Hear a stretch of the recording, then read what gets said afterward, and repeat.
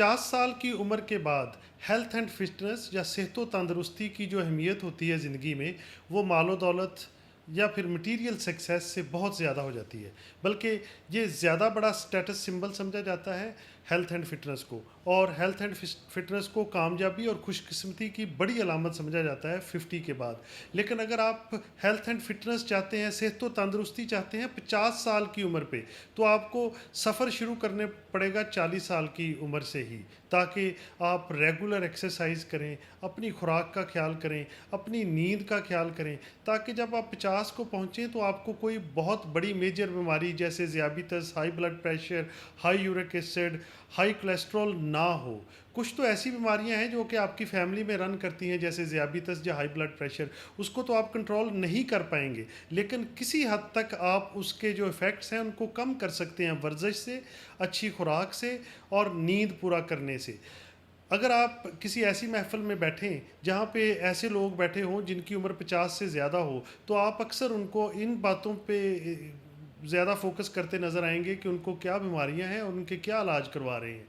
जबकि इस उम्र में जाके आपके पास कितना बैंक बैलेंस है, आपके पास कितनी गाड़ियां हैं, कितने घर हैं, आपने कितनी इन्वेस्टमेंट की हुई है, वो इतनी ज़्यादा अहम नहीं रह जाती। बल्कि आपके जो कोलेस्ट्रॉल लेवल, आप कौन सी आपकी सर्जरी हो चुकी है, अल्लाह ना करे कौन सी बीमारियां जो हैं वो आप भुगत रहे हैं, वो ज़्यादा परेशान कौन होता है।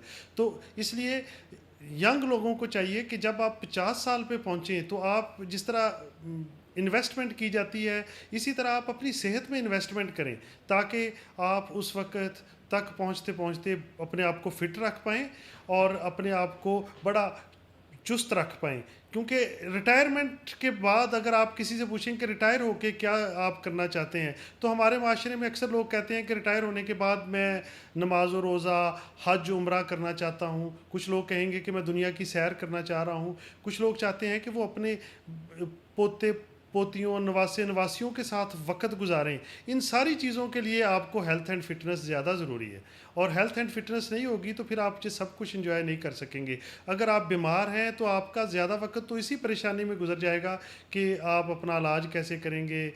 तो इसलिए चाहिए तो ये कि सबसे ज़्यादा ज़रूरी चीज़ पे तवज्जो दें जो सेहत है, और कम से कम 1 घंटा डेली अपने लिए निकालें जिसमें आप वर्जिश करें। फिर अगर आप मेडिटेशन कर सकें तो और फ़ायदा होगा, ताकि आपके ज़हन से बहुत सी चीज़ें, बहुत सी परेशानियां उतर जाएंगी। इसी तरह अपनी खुराक को बड़ा ठीक रखें। खुराक को ठीक रखने से मुराद है कि आप कार्बोहाइड्रेट कम से कम लें।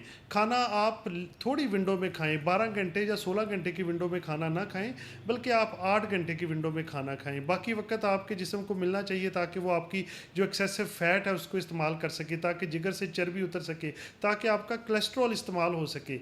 इसी तरह आपकी नींद पूरी होनी चाहिए, और सोशल एक्टिविटी भी होनी चाहिए। दोस्तों के साथ, फैमिली के साथ टाइम गुजारें। इससे आपका जो है वो आपको सुकून आता है, आपकी टेंशन परेशानियां ख़त्म होती हैं, जहनी मसाइल से आपको निजात मिलती है। That's all I wanted to say today.